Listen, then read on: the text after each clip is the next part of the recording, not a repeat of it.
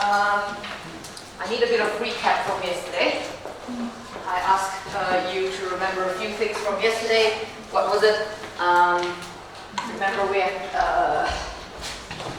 x is orthogonal to y in the sense of Birkhoff. This means norm of x is lambda y square or equal to norm of x for all lambda in y. That's our definition. And then R, sorry. That means it. And then the second thing is this guy, right? This means g of x, y is equal to 0. And if x is smooth, we have equivalence, right? This is what we proved yesterday.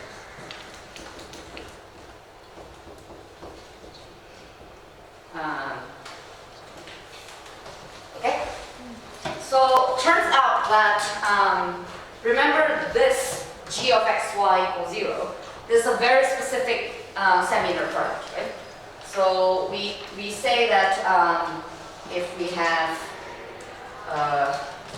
something, we start with a norm, how do we get a semi-inner product? Well, you can first check the tangent functionals, you take the arithmetic mean, you multiply with norm of x, then you get g of x, y.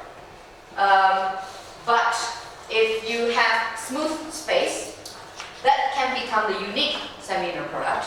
So for today, instead of using g, I'm going to use the fact that yx is equal to 0 for some semi-inner product instead, yeah? So instead of... Yeah, what? Instead of g of x, y equals 0, yeah? So I'm going to use this. This is the same. You can still prove it the same way. Just for a whatever semi-inner product, not even constructive, doesn't matter.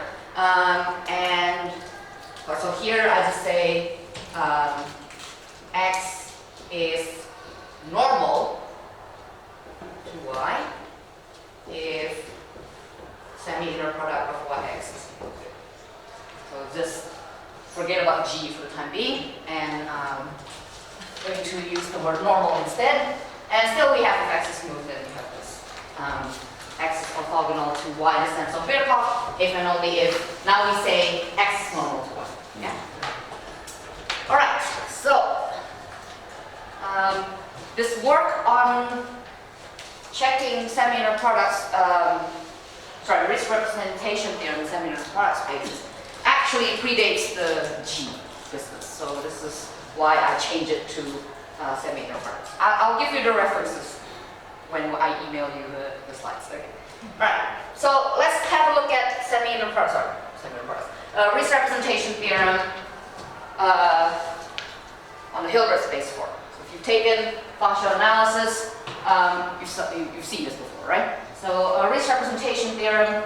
If you haven't seen it, don't worry, it's not too complicated. Every bounded linear functional f on a real Hilbert space, everything that I consider is real, let's call it H, can be represented in the term of the inner product. So you can write Fy as inner product of Yx, okay, for all y in H. X depends on F, uniquely determined by F, and the norms are equal. So if you take the norm of F, this is the norm on dual space, right? It's the same with norm of X. Does anyone remember the proof? If you've seen it. Remember? No? So there's a key thing there. What was it? Well, the proof involves two things, right? If F is the zero functional, then easy. What X do you choose? The 0, right? If F is not zero functional, meaning that there exists some X, let me just say Y rather, in H, such that Fy is not 0, right? If F is not zero functional. Then in such a case, the kernel of F is not 0, right? Meaning it's a proper subspace. So what you do is just imagine if this is your kernel, right? Then you treat, if the vector is there, you treat it in one case, the vector is there, you choose a different x to get functional, and for the rest, whatever vector you have there, you can just simply make it as linear combination of something in the kernel and something that is orthogonal to the kernel, right? So that's basically roughly the idea. Okay. So if now I want to change this to norm space and somehow want this to take my square brackets, change the inner product to semi-inner product, can I do this? Zero functional, easy. But do we have something like this? That's the question, right? Do we have this kind of property that I can have when my kernel is not zero, I have something orthogonal to it. Orthogonal now is going to be replaced by normal. Okay, so that's the idea, yeah? Alright, so we are going to gather our ingredients first to treat this sort of idea, yeah? And then once we get our ingredients, we'll try to export, export the idea using Hendra's term and prove this, delete this, change it to norm, semi, brackets, brackets. Okay, and hopefully we get everything similar. Okay, so that's the plan for today, right? Okay, let's think.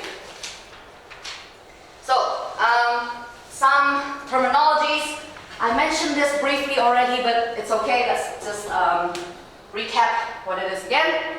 A norm space X is smooth if for every xy in the unit sphere, and T lambda doesn't matter, you have this is tangent functional again, right?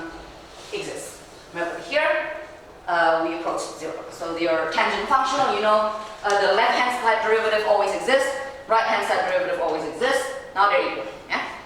Right, so that's smoothness. So I gave you a picture. We love L2, right? It's nice and round, nice and smooth, no corner. But L1 looks like this. We don't like this one. It has some sharp points, yeah?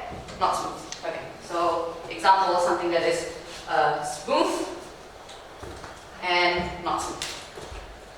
Okay, but here, of course, it depends on the choice of your x and y. So uniform smoothness is just meaning that this limit is approached uniformly for all x and y. Okay, so you can like that uniformly convex. Some things are more convex than others, kind of. Yeah. Okay, so we need smoothness, maybe not uniform smoothness for the first part of the talk, but we will need at least smoothness. Okay, so think of no corners. Okay. Secondly, I can actually skip these slides, I think, because Professor Kato has defined everything. But the idea is the same, yeah? The idea is, if you're talking about strictly convex, essentially this means you don't have this sort of flat parts on your unit sphere, right? You want something that is round, okay? And uniformly convex is how round is it, right? Some things are rounder than others, okay? So I can skip this slide maybe because you've heard it already in the first talk. But we need this notion of strict convex and uniformly convex. Okay. And one more thing that I'm going to use is the following property. Maybe I should write it somewhere. Or we can come back to it, doesn't matter. Alright, so you saw this already, I think, in Professor Kato's talk on day 1. Cauchy-Schwarz inequality for inner product. If the Cauchy-Schwarz inequality, in the equality case, it means that your y and x are linearly dependent. They are scalar multiples of each other with positive lambda. It works the same way for semi-inner product. I am not going to prove this, but we can talk about some literature if you'd like to look at proof. Okay, so still the same for strictly convex spaces of semi-inner product spaces now. Cauchy-Schwarz inequality in the equality case means that y is equal to some lambda times x for a positive lambda. Okay, this will be useful at some point. So please remember this. Yeah, Cauchy-Schwarz equality. Okay, so we will use this at some point. If need be, I will come back to this one. Okay, so we're just gathering our ingredients and then we can start cooking. Alright, so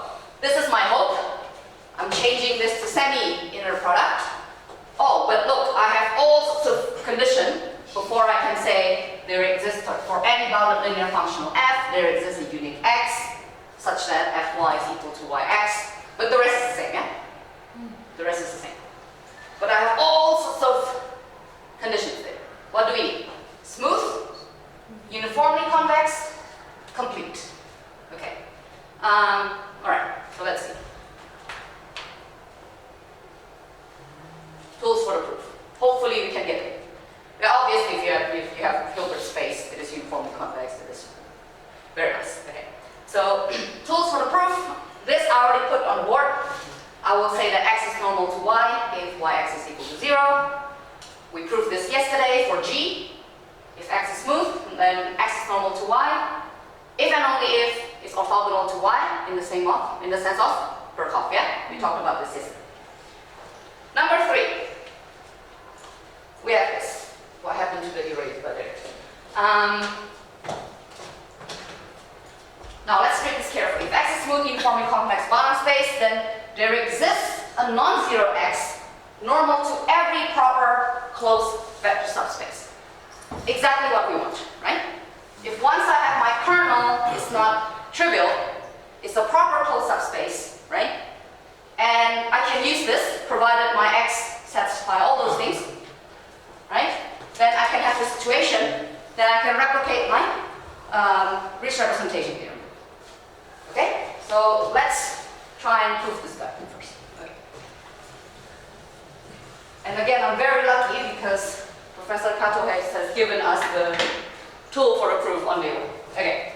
So if x is uniformly convex, N is a proper closed subspace,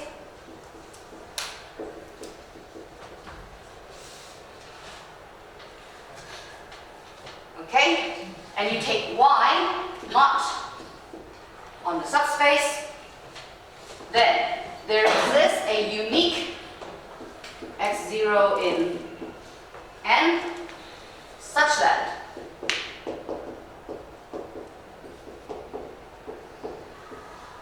best approximation.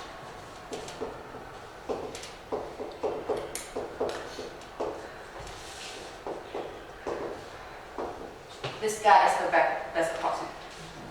Yeah? We talked about this on first day, yeah? Yeah, Professor Kato mentioned this, right? This is what uniformly convex gives you, right?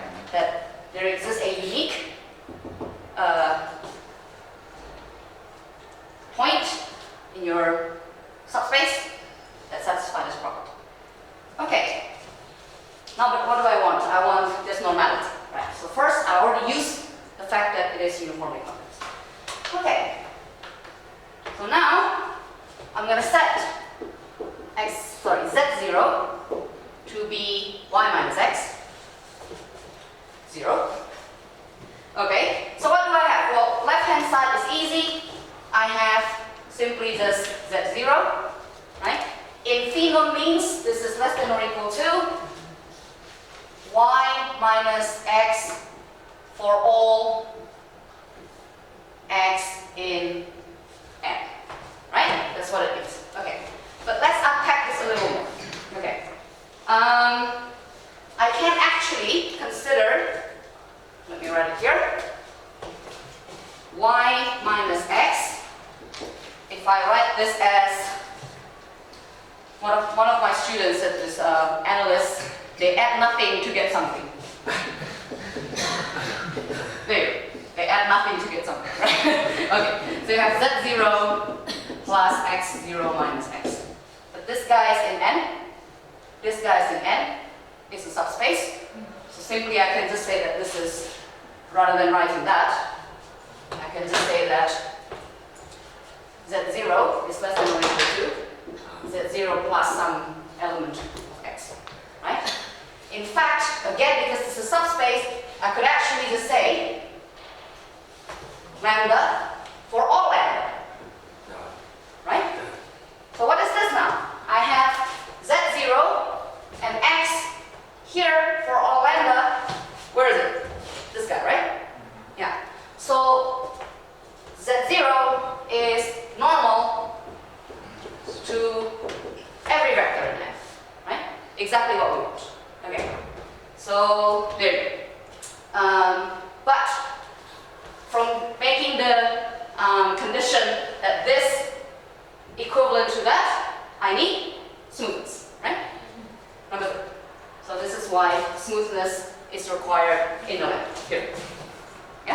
So you get uniformly convex to cover the best approximation.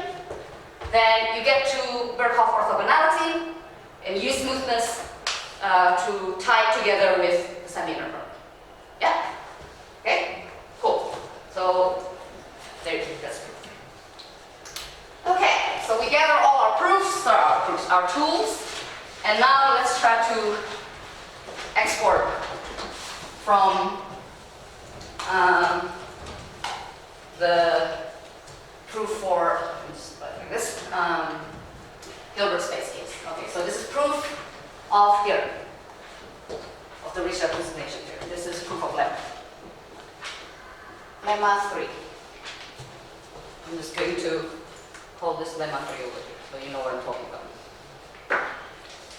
Lemma. Just call lemma, right? I don't need to meet numbers. Just because that's number 3 on the list, I like to call it number 2. Doesn't matter. We don't create. Alright, lemma. Proof of lemma. And now we're going to do the proof for the theorem. Okay, so step 1 you already know. I already told you earlier with the function, if the function is zero functional, then not much to prove. So if fy is equal to 0 for all y in x, right? That's a zero functional. Then we choose x to be 0. So you can write fy as y x, where x is 0, so obviously this is 0, right? For all y in x. So for that case, easy. Okay, so if fy is not 0 for some y in x, then as we said earlier, the kernel, so the null space n of f is a proper closed subspace. It's not evident, right? Of x. It's not everything, it's not true. Okay, so this is what we have. But I have this condition. In my condition for the theorem, I require smoothness and uniformly convex, so I can use my lemma. Yeah? So there exists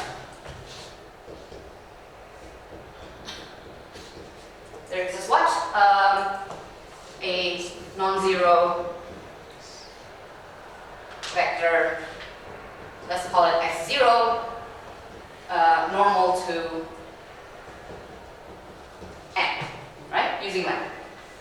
Okay, now we just have to check where y is, right? And then once we do that, hopefully we can cover everything. Okay, so first of all, if y is in the null space itself, right?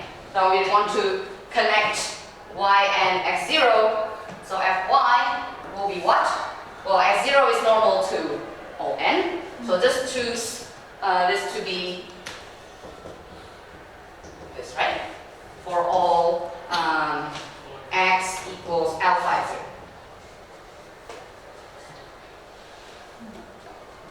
Yeah, sorry, rather say for all alpha. Yeah, so if your y happens to be in n, then the function that you choose is just fy equals 0 for this kind of x, right? So you choose this x in association with your f. Some multiple of the guy that is normal to your kernel. Okay. Let me move over here. We don't need this proof anymore. Okay. Another easy case is what happens if the y falls. The y is some multiple of your x0 or x0, right? Some multiple, you can just multiply this. We have homogeneity for these kind of for these two kinds of orthogonality, so it doesn't matter. So if y is equal to x0, then we have what? Fy is equal to x0, and I make this equal to yx, for which x, remember we just have to choose an x, for x equals fx0 divided by norm of x0 squared times x. You can check this very quickly. So remember y is x0. fx0 divided by f0. f0 squared. Yeah, homogeneity. Pop this guy out. You have x0 and x0 semi-inner product. It's norm of x0 squared. Cancel, you get fx0. Okay. So that is the case for y equals x0. Okay. Now, if y is anything in x, right? So we treat the case where it's on the kernel, something that's orthogonal, but what if it's just some random vector in your vector space? Then we claim that we can do this, represent y in the form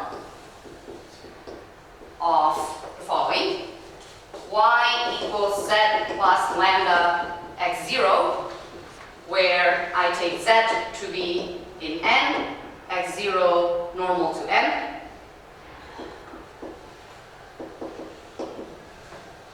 If we choose our lambda carefully, this is true. So let's make a quick calculation, maybe here, right?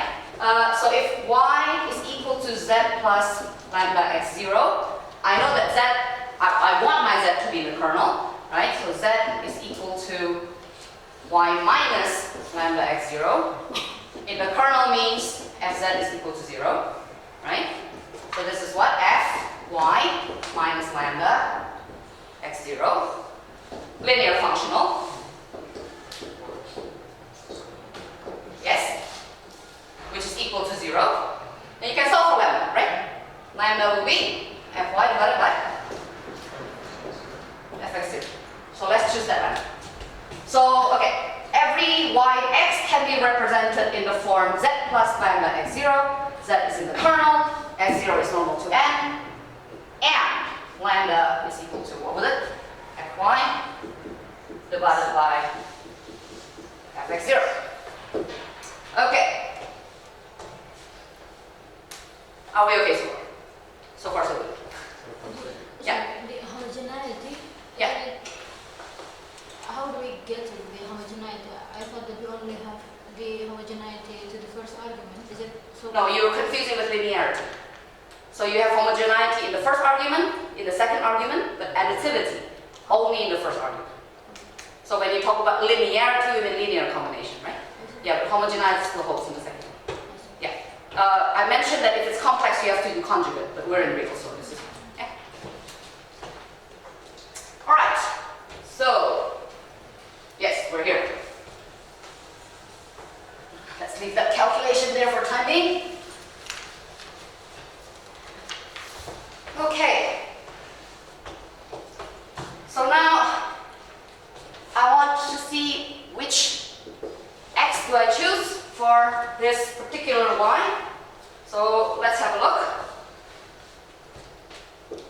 Z plus lambda x0, right? This is equal to, again, linearity of this linear functional, right? Plus lambda times f x0. Oh, but wait. Z is in the kernel. This we treated already earlier. Where's the kernel case? That one. We already can choose some alpha, some x, sorry. And here as well, we can choose certain x. So there exists an x for that case and for that case, right? Okay, so this is equal to zx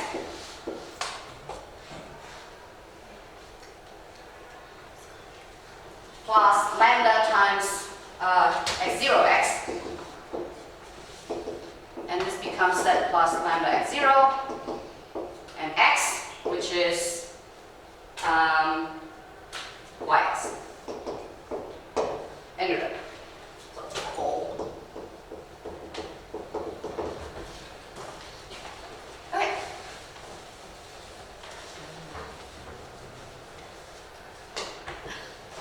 That's only the existence.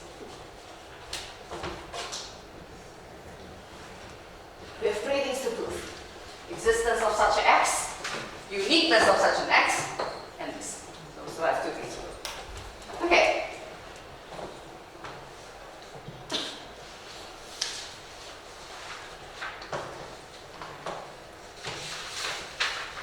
Oh, by the way, in both cases, x is some multiple of x0, right? So I can just write x here or some multiples of x's.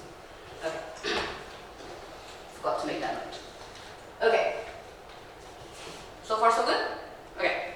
So now, uniqueness.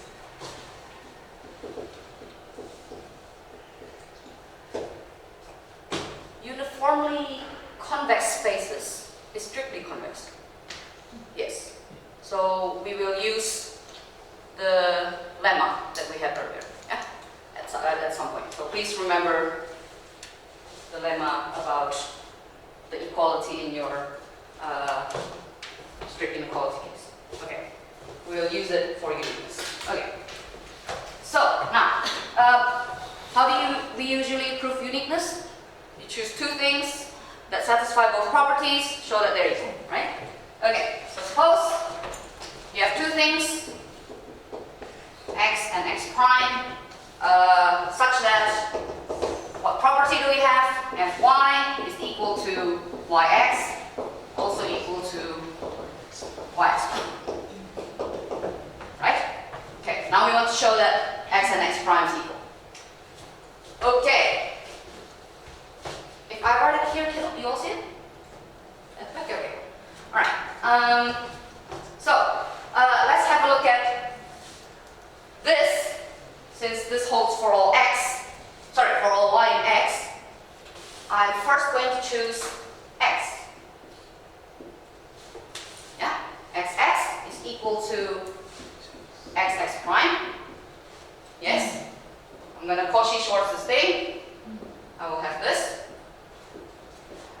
by Cauchy-Schwarz. But who is this? Normal of x squared. If x is 0, this is trivially correct, right? If x is not 0, I can cancel my x's. So I will have normal of x in both cases. It's less than or equal to normal of x prime, right? And then what? I'm going to do the same thing again, but I'm going to apply it to x prime. Exactly. So x prime is x prime, and I use this, is equal to x prime, Cauchy-Schwarz. Do the same technique, I will have that x prime is less than or equal to norm of x. So from both cases, what can I conclude is that the norm, at least, of these two things are equal.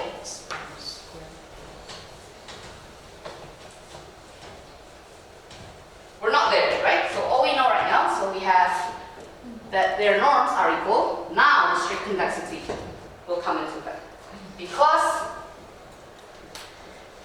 x is UC and it is also SC, strictly convex, then I can use that lemma earlier with the equality in your in your Cauchy-Schwarz equality case, right? So what does that mean? We have that x prime is equal to norm of x prime, right? And yes, well, how is this true? Well, first you do it for x and x, then it's equal to norm of x, but norm of x is norm of x prime, so I can just, and then you make equal of this with x prime, right? So let me just write it. This is equal to x, right? And this is norm of x, and you replace one of them with norm of x. So you get that. So from here, and the fact that it's strictly convex, what do I know? That x is equal to some lambda times x prime for a positive lambda, but their norms are equal. So lambda must be 1. Positive, yeah? Okay. Lambda must be 1 because norm of x is equal to normal of X. Okay. Uniqueness, done. Okay.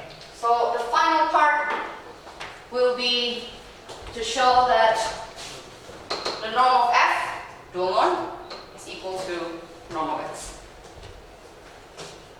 Okay. So far so good? Any questions? Yeah? Okay, cool. Alright, so finally, the final part is actually not so complicated. Fy is less than or equal to norm of F, norm of Y, right? Oh, sorry. I don't want to use this one yet. I want to use this one. Fy, because we have this, right?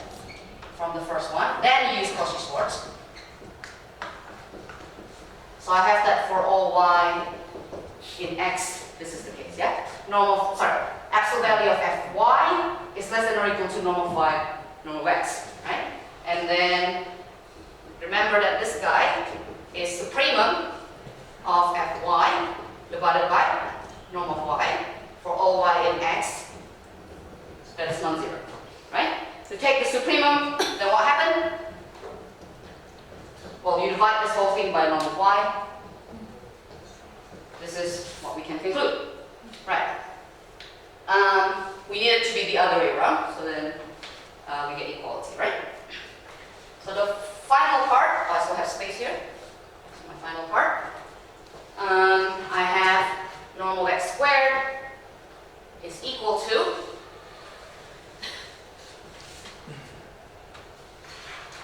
yes, Fy is Yx, so Fx is Xx, so it's norm of X squared, right? I can put absolute value, doesn't matter. And this is less than or equal to norm of F, norm of X, okay? So norm of X less than or equal to norm of F. Combine this with this.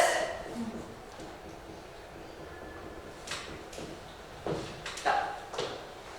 Okay.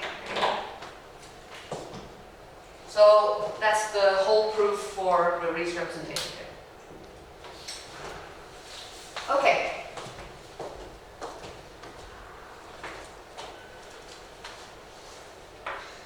So yes, I can change inner product to semi-inner product, have the same conclusion, but lots of things to be imposed here, right? We need smoothness and uniformly convex. Okay.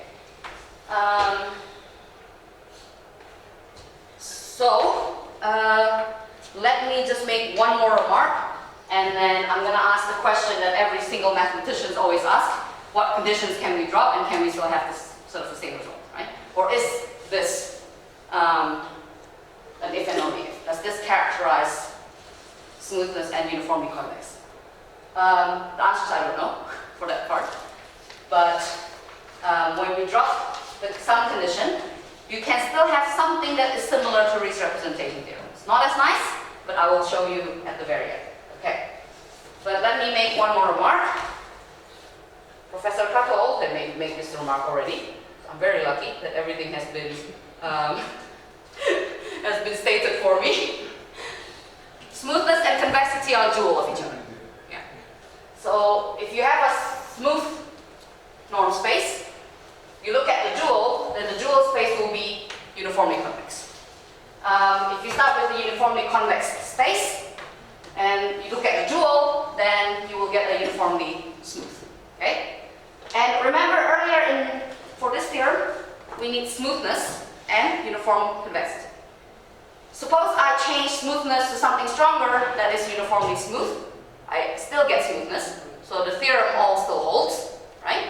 So if I strengthen it, I can look at the dual and then create a semi-inner product there using the semi-inner product that I know in the original space, because I have that Riesz representation there, right? So if you have semi-inner product space now that is uniformly convex, uniformly smooth, incomplete at this point, not even necessary, right? Yes, I mean it is implied. Okay, then its dual space X star is again dual of each other. Remember, original space is uniformly smooth, then it is uniformly convex. The original space is uniformly convex, is uniformly smooth, right? So there, again, we can have representation here, right? And it will be having these sort of things with respect to what? With respect to a semi-inner product that you can define there using the semi-inner product in its original space. So suppose in your original space you have y and x. For any y, you can, for any f in the dual space, you can find a y. For any g, say, in the dual space, you can find another element, right? So every time I pick something from my dual space, I can associate it with something in the original space, right? So let me write f subscript y. So I pick an element, I call it fy. Y is its friend in the original space, and same goes with fx. Yeah? So I can create another semi-inner product using the original semi-inner product. So you can sort of transfer the semi-inner product to dual space. Quite nice, eh? Yeah, quite nice result. Okay. All right. Let's see how much you can remember from the first 3 days. Can you give me an example of a uniformly convex space that's also uniformly smooth? Anyway, very natural one. Been talking about this for a few days. L what? LP, right? Okay, Professor Kato proved this already, right? For uniformly convex at least, but it's also uniformly smooth. Okay, so if I'm looking at LP spaces, just over some measure space with measure mu, whatever, right? Okay, so P now I'll make it greater or equal to 2, less than infinity. This is uniformly convex, uniformly smooth. Okay, so I want to create f y of x, which I can create from yx.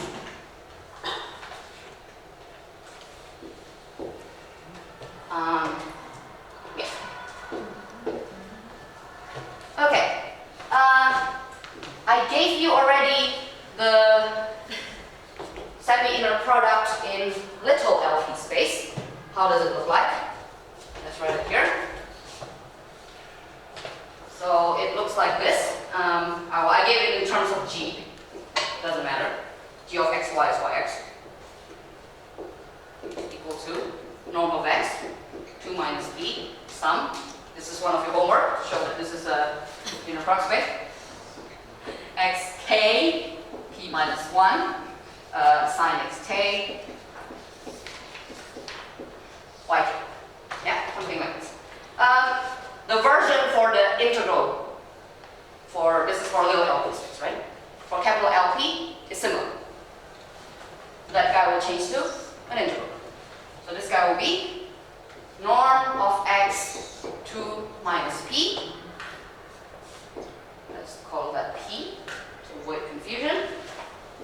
Integral over x, y, absolute value of x, is function, yeah? Function, sine x, g.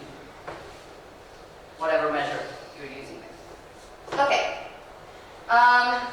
But we know the dual of LP spaces, right? What is the dual of LP spaces? Also LP spaces. You just change the parameters to some q, which is its Holder's conjugate, right? That's what we call it. So if q is such that 1 over p plus 1 over q is equal to 1, then the dual of that guy is LP, right? Okay. So this, in fact, right?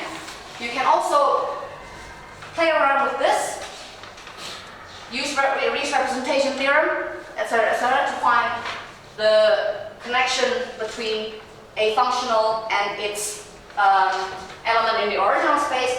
But you can also look at that as follows: that fx, fy is equal to the following: 1 over eta q minus 2 in q norm psi eta eta q minus 1 sine eta d mu. I have to tell you what these guys are. Eta is, remember I'm swapping x and y, so here the guy that you take to the exponent must be related to y, yeah, the other one, because we're swapping like this. So eta will be related to x, sorry, psi will be related to x, eta will be related to y. Okay, so psi is this guy.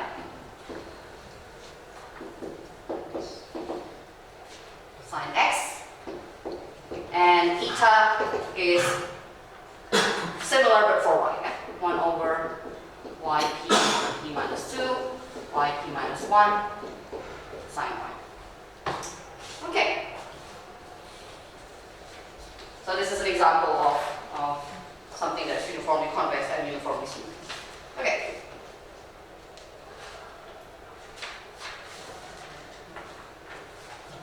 When first time I saw this this Greek symbol side, it's in second year in Hendra's class, and he told us that it's very difficult to write your eta. So he said that we will get bonus if we can write eta very nicely, because none of us can write eta. Sorry, eta psi.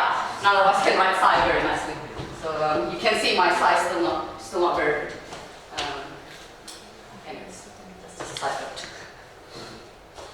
Okay, so back to my original question. I finished earlier than I thought. Okay. Uniformly convex and smooth. It's a bit too strong. Not many Banach spaces actually have these kind of conditions.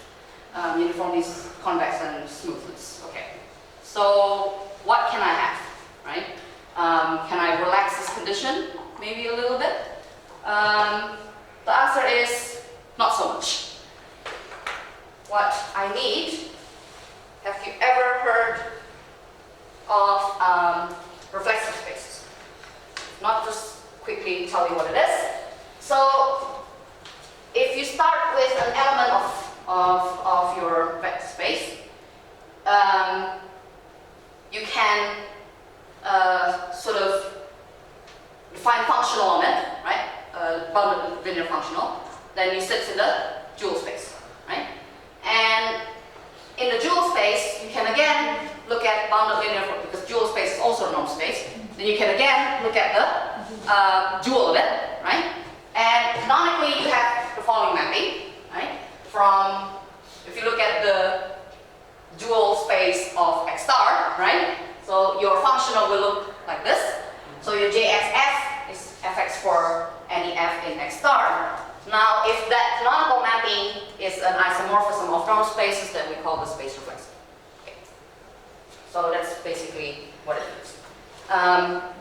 And uniformly convex, as we learned in the previous lecture, implies reflexivity. So instead of having uniformly convex, maybe can I relax this to reflexivity? So at least I have reflexivity, and can I have rich representation there? The answer is almost. So if I change now my condition to just reflexive and body, right? Then I will have some kind of Riesz representation theorem, but it's fun. For all f in the dual space, there exists x in the original space. So far so good, but the norms are still the same. That is great, but uniqueness is lost. 1, 1. And oh, we have inequality rather than equality. Yeah. So Fy sits between G minus and G plus. We don't have smoothness, so I can't say that this is equal. Yeah? Okay. So if I have smoothness, if I put smoothness, this is equal, then I will have Fy is equal to G of xy, but I don't have uniqueness. Right? So you can have some versions like this, but you will lose a number of things. Okay. So this is as relaxed as we can be, is reflexivity. And you have inequality using your, oh sorry, G minus and G plus, I didn't mention this. Tau plus. Yeah, it's tau plus multiplied by normal of x. This is g plus xy, yeah? Remember, we get g from taking the arithmetic mean of the two, right? So if you just multiply tau plus with normal of x, you get g plus. That's what it means. And g minus. Okay. Okay, and this, again, if you try to prove it, very similar. And again, reflexivity will give you the following to cover your business with the kernel, right? So reflexivity, if and only if, for every closed and homogeneous hyperplane, H in X, there exists U, non-zero, such that U is orthogonal in the sense of Birkhoff to H. Right. But now we need to tie Birkhoff with my G minus and G plus, and all we can do is the following. The Birkhoff orthogonality, in this case, is equivalent to something like this. And this is the reason why we don't have equality. It's because of this. Yeah? In the smoothness case, you have equality. But we don't have smoothness in our condition. So as best as we can do is to get these kind of version for your Riesz representation here. Okay, and if you have this and you have this, you can again export the proof that we did earlier, and you will get this theorem. Homework. I can give you the references if you don't want to do homework. Okay, I think that's all I have for today. It's a bit shorter today. Thank you very much.